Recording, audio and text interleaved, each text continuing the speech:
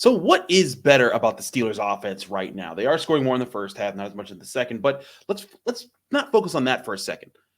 Let's focus on the fact that this team is possessing the football and holding onto the ball at the key points of games to allow the Steelers to win the way this roster was supposed to. What's playing into that? Well, we'll break all that down, especially how Kenny Pickett is contributing to that right now. Here on the Locked On Steelers podcast, I'm your host, Chris Carter, joined today by Josh Taylor of KDKA TV and 93.7 The Fan. Let's get into it. You are Locked On Steelers, your daily Pittsburgh Steelers podcast, part of the Locked On Podcast Network, your team every day.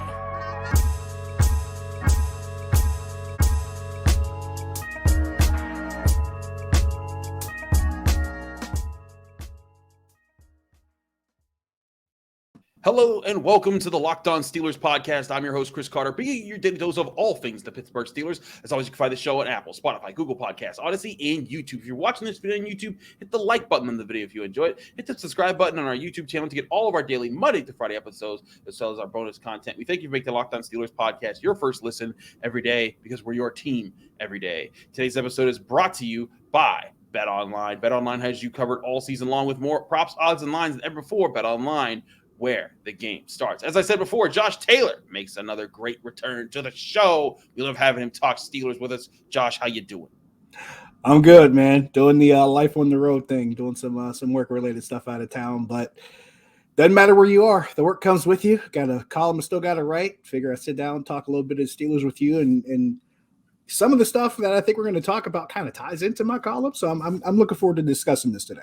Indeed. We'll hear where you can find that column at the end of the show to remind people to go check it out, because you are a great football mind. But let's talk about what the Steelers offense has been doing better. They've been able to score more points. They've been able to possess the football better. But I don't think people realize the difference in what the Steelers are doing right now in being able to move the ball and be able to kind of work the way, because they're still not putting up 30 points a game. They're not in the conversation to be one of the best offenses in the league right now. But they are being more of the offense that we thought you and I talked about them being able to be.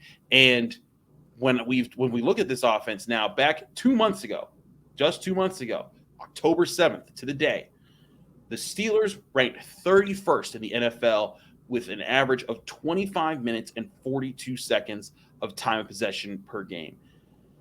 That was, again, next to last. The only team worst was the Carolina Panthers.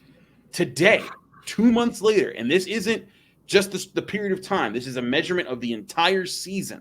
So this is their current average of the entire season. They have gone from dead last to 7th in the NFL, 30 minutes, 55 seconds of an average. That's right below the Bengals and the Eagles, who are at 5 and 6 in offensive efficiency of holding on to the football this year. I think that says a lot for what the Steelers offense has been able to do as far as running the football. We'll get to that later, but also in Kenny Pickett's ability to move the sticks and avoid the big turnovers. He hasn't thrown an interception since the bye week.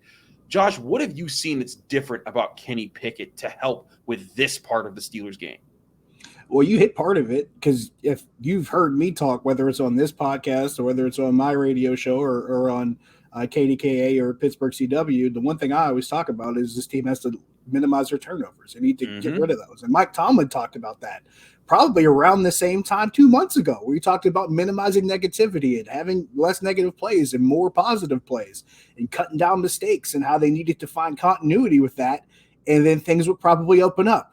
Strangely enough, they started cutting out the turnovers. They started having longer drives and cutting out negative plays and making bigger plays, and things on this offense got better. I don't think that's a coincidence as far as them fixing some of those mistakes. To your question about Kenny Pickett, besides eliminating the turnovers, I think he's had 4 games now, which I think is fantastic. Outside of that, I think just better decision-making. I think better decision-making as far as reading a defense. I think he gets better and better every week. Not only as far as, looking at his progressions and making progressions and knowing when to throw or who to throw to, but I also think his internal clock continues to slow down. We saw those first couple starts, he was trying to get the ball out as quickly as he could. Now he's sitting there in the pocket. If he knows he has time, he's going through progressions. He's sitting there. He's not getting rushed. He does not leave the pocket until he knows he absolutely has to, which is a huge, huge progression. There are some quarterbacks who play in the league their entire careers and never figure that out. And he's figured that out in 3 to 4 weeks? He's managed to find a way to improve that. I think that's huge. I also think he's finding a way to use his feet to make things work. He's extending plays, which, by the way, was one of the big staples for a young Ben Roethlisberger, was using his feet to extend plays. Kenny Pickett has already figured that out, which I think is huge. So all of those things continue to progress. And not only does it show as far as the individual stuff or like the things with the eye test, but the numbers show that too. His quarterback rating has steadily gone up from high 70s to low 80s to mid 80s to now a cracking 90 in each of the last 4 weeks. His quarterback passer rating goes up each week. That shows you that there's small things that they're doing, and the small things he's doing to eliminate mistakes and make better decisions, all those things are paying off. It certainly seems that way. And an example I think that you brought up off camera before we came on was the game that we just saw them play against the Falcons, and go back to his first ever appearance against the Jets. In the Jets game, the Steelers held a slim lead, and the Steelers had the ball in plus territory, and he makes a rookie mistake in his first ever NFL appearance. Throws a pass that he shouldn't have thrown.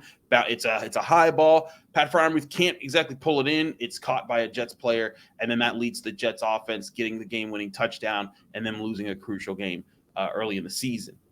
But now you play the Falcons, and yes, on that last drive where they had the ball, they didn't score. They didn't get a field goal. They didn't necessarily put the game away, but you saw them move the ball 35 yards downfield, get into plus territory, possess the football, run 4 minutes off the clock, and at the end of it, on third down, Kenny Pickett didn't do anything risky. They tried to play. It didn't work. He went down inbounds to make sure the clock could wind. They gave the ball back to the Falcons on their own 1 yard line with 42 seconds to go, and of course, the result was Minka Fitzpatrick's interception. But to me, that's a real sign of growth of Kenny Pickett, being heady in the moment and being a leader who could say, hey, I just got to get it done. He's not trying to put the whole world on his shoulders. He's not trying to do too much. He's doing exactly what he's being coached to do, and that's exactly what you want a rookie to do as he's taking on the day-by-day tasks. I'd use that one as an example. I got another game that's a converse of a previous game. Let's go back to Indianapolis 6 days before. Okay. That last drive, they're trailing. They need points. Yeah. And they needed a drive to get down the field and get points when it was absolutely imperative to do so. That game is the exact converse of the game against the Dolphins. Prime time game on the road with the ball, need points, interception thrown at a really critical moment. Decision making not as sharp. Probably could have done something better, a little bit more erring on the side of caution that could have made better decisions. This time around, they were smart about it. They made good decisions. They got down the field. They get in the red zone. Kenny Pickett says, hey, they've been keying in on me running the football. Let's see if we can call this to see if they bite on it. They did. It worked. Touchdown. That was the difference maker in your game. So now we've seen in the past 2 weeks, matter of fact, within a 6-day span, you saw 2 games where Kenny Pickett did the exact opposite of what he did in 2 previous games and helped this team win both games. That is huge as far as what you're trying to figure out as far as what went wrong versus what went right. And for that, he does get credit. Absolutely. I'd say that, I'm not going to say that again, Kenny Pickett has ascended into some all-time tier or anything like that. Right. But these are night and day performances where he folded early in the season. And Mike Tomlin, we remember when he was walking off the field with Kenny Pickett in that Miami game, he told him to keep his head up and to keep focused. This is football. You got to take these moments. And like you and I have said, and I said, from covering Kenny Pickett, when he loses, he learns from it. He takes it. He makes it personal. He makes it about his life to correct those mistakes and not make the same ones moving forward. I think in just his rookie season, we're seeing the results of just some of those baby steps in his career. A great place for him to be. But we got to talk about the run game too, because they've been better and they're about to face a serious test in the Baltimore Ravens. Just a minute here on the Locked On Steelers podcast. We'll talk about all of that. But first, before we do any of that, we got to talk to you because this episode is brought to you by Turo. Turo is the world's largest car sharing marketplace. With Turo, you can book any car you want whenever you want it from a community of local hosts. Browse a huge selection of vehicles for just about any occasion or budget across the US, Canada, and the UK. Book a spacious SUV or minivan for a family road trip. Get a classic or luxury car for a special event, birthday, or holiday. Find affordable economy cars if you're on a budget and just need to get from point A to point B. Test drive that new electric car that you've had your eye on to see how it fits in your everyday life. Many Turo hosts can even deliver the car right to you. Every trip is backed by liability insurance. Terms, conditions, and exclusions apply. Ditch boring rental cars and find your drive at Turo.com.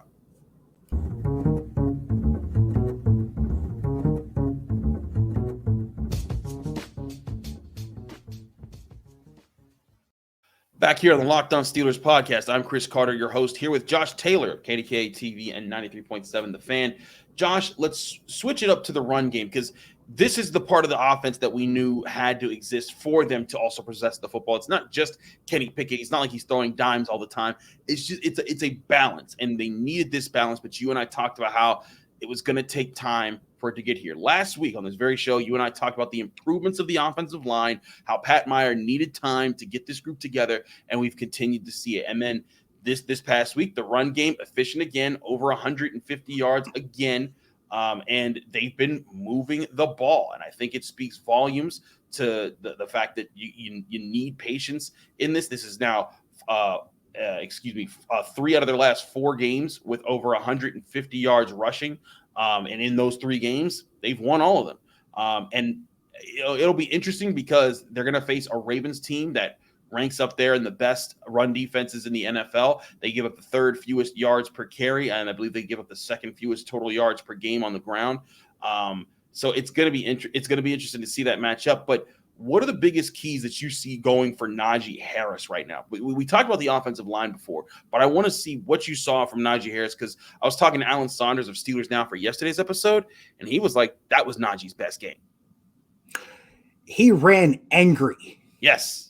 That's the best way I could describe it. And another thing I'll say looks different. He looks healthy.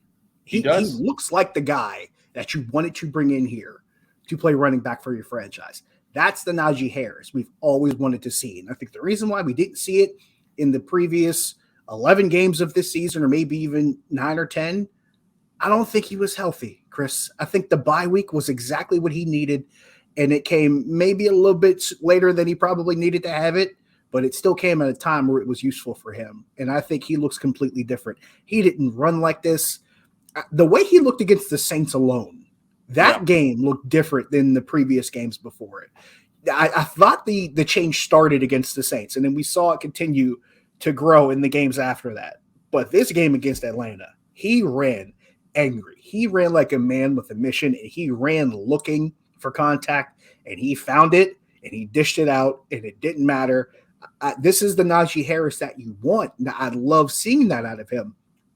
But beside what we've seen out of him, I also think we saw a much better situation up front. You and I talked about Pat Meyer last week, and you referenced that discussion last week.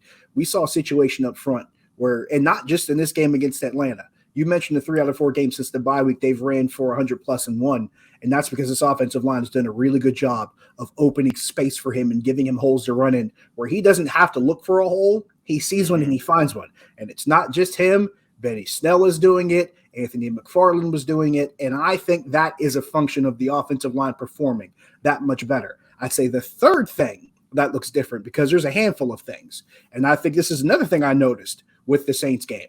They are lining up in formations now that are a lot more conducive to running the football north-south. I agree. They are getting downhill so much quicker, so much easier, and so much faster. A lot more double tight end sets.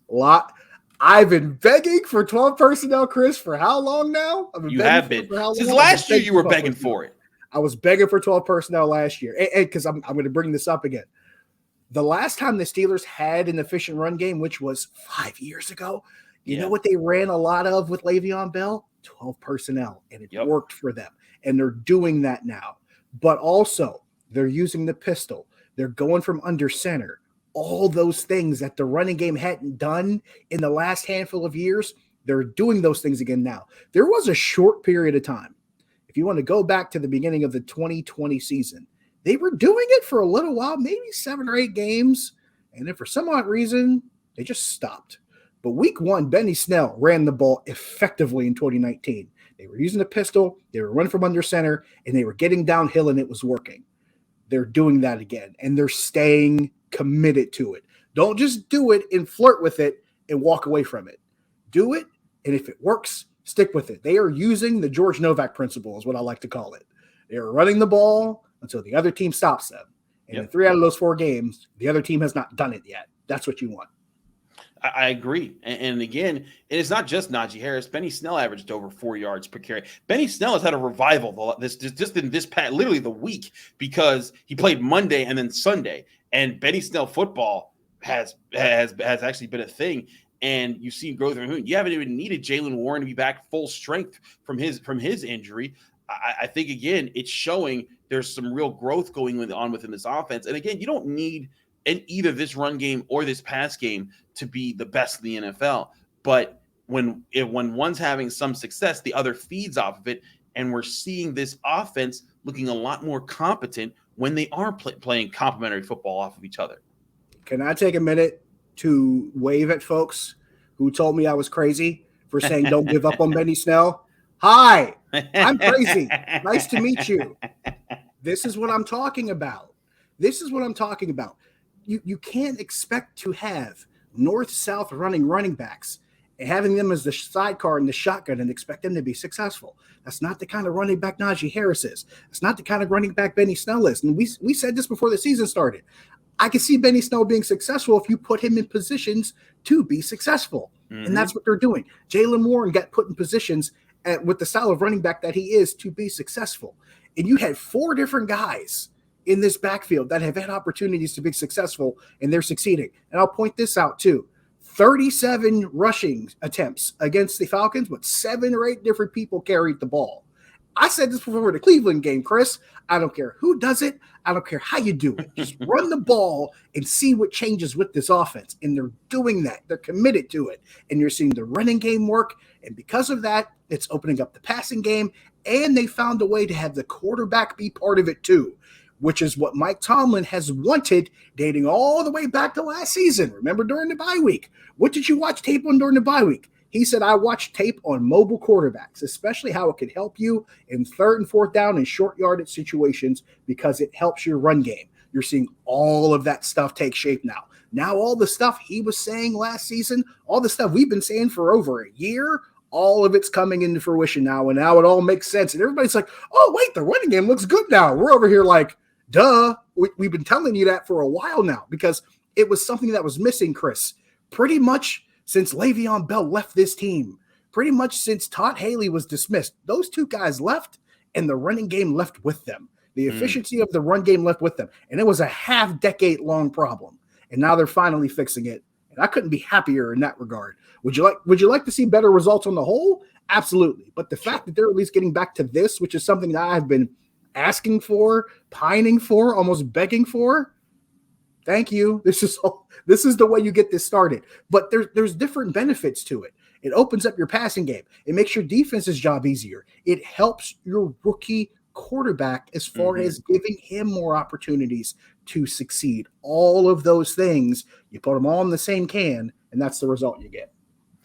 I'm interested to see how this run offense mixes with the Ravens. Like I said, they're one of the better run defenses in the NFL, top 5, top 3, really, when you look at their rankings right now. But when I look at the Ravens' schedule and I see what they have and haven't done, they've had some games where they've given up. Like they gave up 145 yards on the ground to the Patriots, granted in a game that they won. They gave up 125 to the Bills, over 100 to the Bengals, 113 to the Browns. And they've had some shutdown games. They allowed less than 40 to the Jaguars and the Panthers. They've allowed less than 50 to the Saints and the Buccaneers. But those were also defenses that are offenses that the Steelers were able to stuff in the run game as well. I wonder if this is a week where the running does stop for the Steelers, where it doesn't work because the Ravens are that geared up for it. They went and got Roquan Smith. They went and got they beefed up that that front. Or is this the week where it's like the Steelers have their breakout run game, and it's not that they'll get 300 yards on the ground or anything like that, but they still put up the numbers they've been putting up, and then it's like, oh, they did that against one of the better run defenses. People should actually pay attention to this group now. I see two different things happening in this game. I don't think it's going to be a game like they had against the Saints. I don't think it'll be a game like they had against Atlanta. And I don't think it'll be a game like they had against Indianapolis. But I can see this game being a situation where one of those games where, you might run the ball for 2.5, 3 quarters, and it really doesn't do that much for you. But it all takes is one big play, one guy busting loose at the time you absolutely need him to, just because you chipped away at it for the entire game. And then finally in the fourth quarter, you found the right place with the hammer and the chisel, and it all fell apart. That's what I could see happening in this game. I could see Baltimore's defense really giving them a hard time in the first half. But this is one of those games where it's like, look, you might have to run it the first 12 to 13, 14 times, and you might not be that successful. But from 15 to 25, it might take one time in 15 to 25 to make the difference in the game. Because I don't expect the run game to be as good against Baltimore. Like you said, this is a really tough test for them. They're a top run defense in the league for a reason. But if you can make just one or two solid plays in your run game that become big plays and then open up your offense to do stuff elsewhere, that's where you're getting into the point where you're saying, okay, it wasn't a dominant run game, but they did enough to help you win it, because not everything is easy. I know we always want it to go a certain way, and it has to be on these criteria. That's not how this works. This is happening in real time. This is real life with real people. You're going to have to get it the best way you can. I mean, what's the saying? Get it how you live. That's going to have to be what it is with this run game. It might have to be that way against Baltimore. You might have to get it how you live. You got to get it how you live with the jet motion. You got to do it that way. If you got to do it out of the pistol, if you got to do it out of the 12 personnel, I don't care how you do it. Get it how you live, because running the football against this team, if you start to become one-dimensional against this defense, you're in trouble. So you got to try to find a way to chip at that run defense and hope you break the dam eventually, because if you don't, Kenny Pickett could have a long day, and you don't want to see him go backward. You don't want to put him in a position to where he's done all this stuff over the last 4 or 5 weeks and then see him take steps backward because you couldn't do the thing that's helped his job become easier. You got to find a way, even if you don't see success right away. Keep running it, hoping that something breaks with the dam, and let this offensive line continue to try to find a way to wear this team down. And if you can do that, then you can see some of the performances, like you mentioned before, with some of the better teams in the league running the football. We'll have more talk about that as the week goes on. We still got crossover Thursday with Kevin Ostreicher of Locked On Ravens coming up on Thursday. And then, of course, we'll have Jenna Hahn on Friday. I'm sure we'll talk more about the run game. But I want to talk to Josh in just a minute here about Mike Tomlin.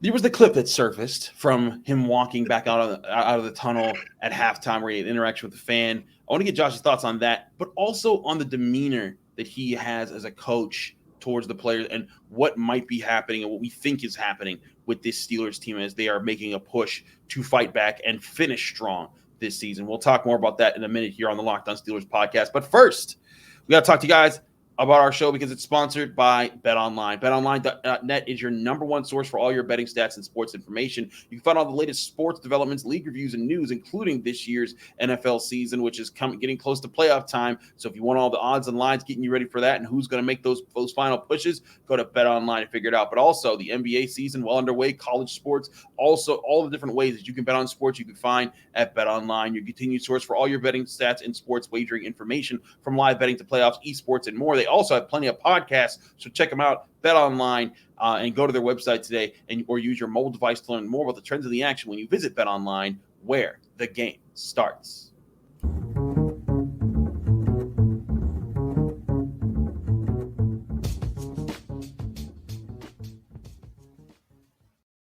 Back here on the Locked On Steelers podcast, I'm your host, Chris Carter.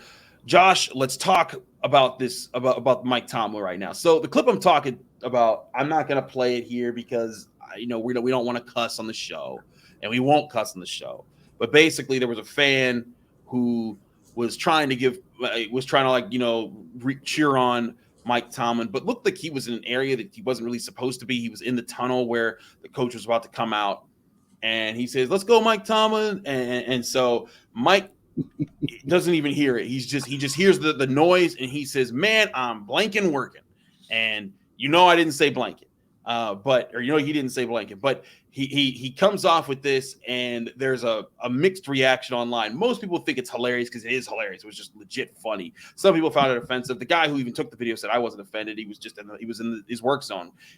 But it's clear Mike Tomlin has a demeanor right now that's all business. That's about is getting the work done. He doesn't have time for foolishness. He's trying to get this team to finish strong this season because he knows how important that is for building what they're trying to build moving forward. And it was funny because even his sons, Mason, Dino, were like, "Yeah, we found this out the hard way long ago. Don't mess with Dad when he's working." But it was something that Arthur Moat said on this show about a month ago when he came on. When they had just beaten the Buccaneers, and we were asking, like, can a turnaround happen? What's it like to be part of a turnaround? And he talked about in 2016 how when the Steelers at one point were dead even in their record, and they needed to win 7 games to get to the playoffs and everything like that, and they did that, and they finished strong. And he said, during that time, Mike Tomlin became a different Mike Tomlin. Before, normal times, he wants to hear your opinion. He wants to relate to you. But when you're losing, when you're not doing well, he gets uptight. He lets you know, like, hey, if you're 5 minutes early, you're still late. If you're not if I say to be on the 20-yard line and one of your feet is on the 19, you weren't where I told you to be. And he said it ratchets up the entire locker room, but it also gets guys to hit the assignments, the things that he's been talking about. And it also, he said, there's a timing to it, because if you do it all the time, then when you do it doesn't have a real impact.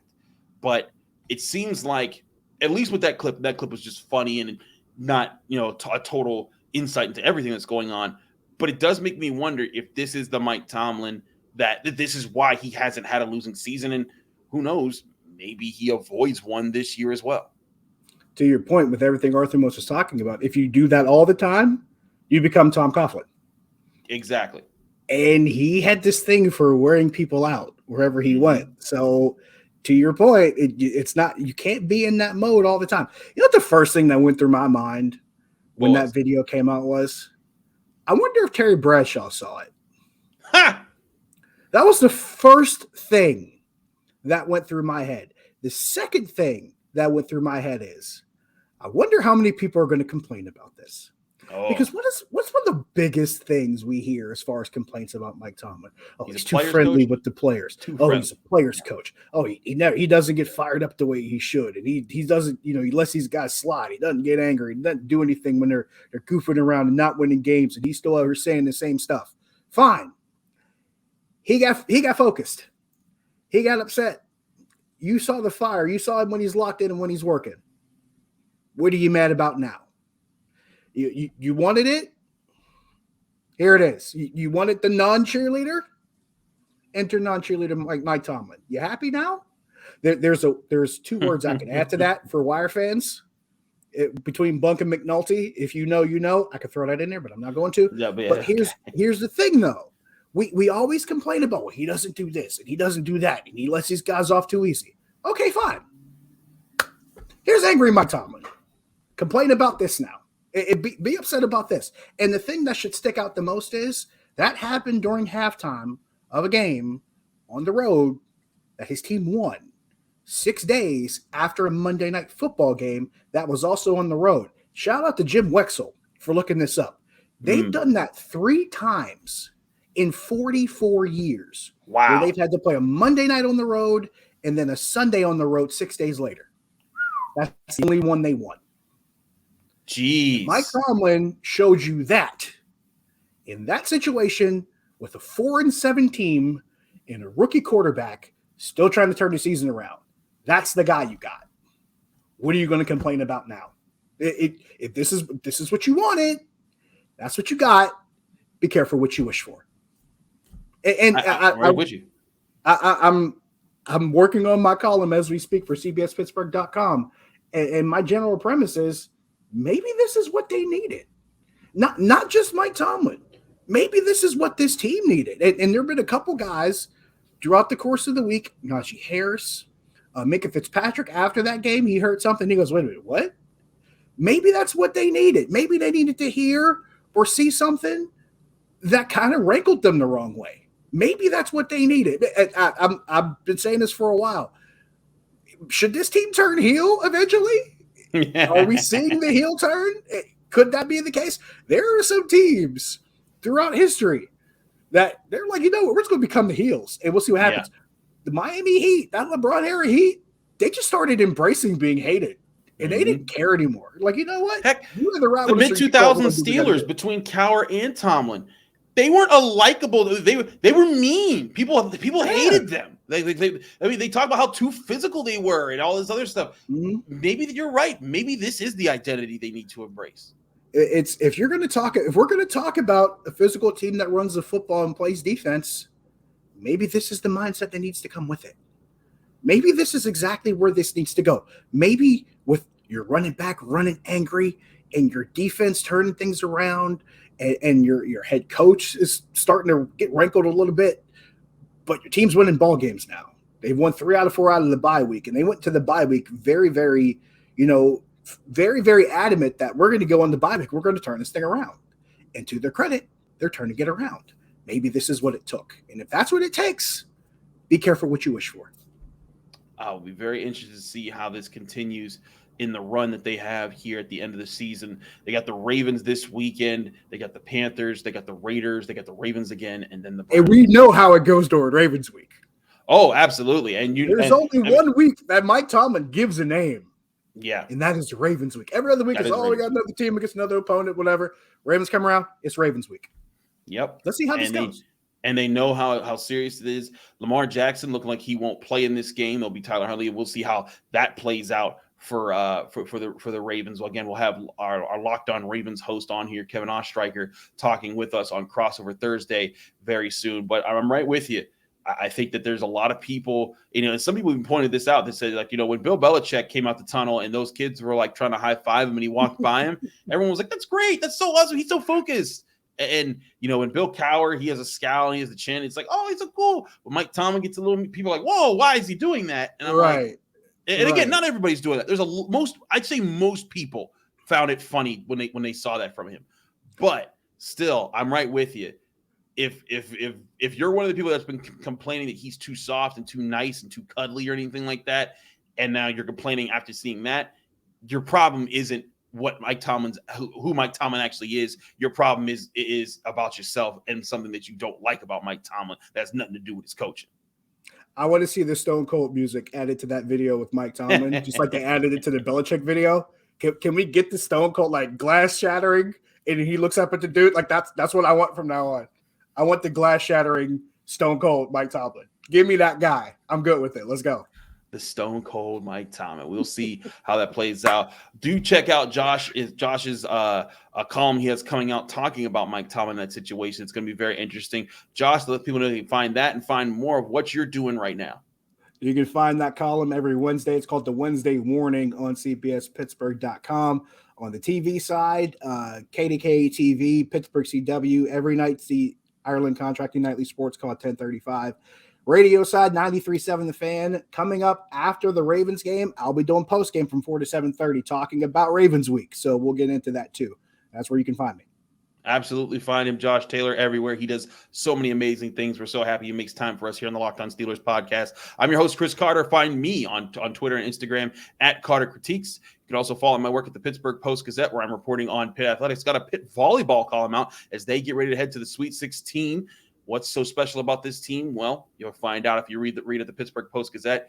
Also, you can find me here on the Locked On Steelers podcast Monday through Friday, breaking things down on your Pittsburgh Steelers on Apple, Spotify, Google Podcasts, Odyssey, and YouTube. Like the video if you enjoyed it. Subscribe to the YouTube channel to get all of our daily episodes as well as our bonus content.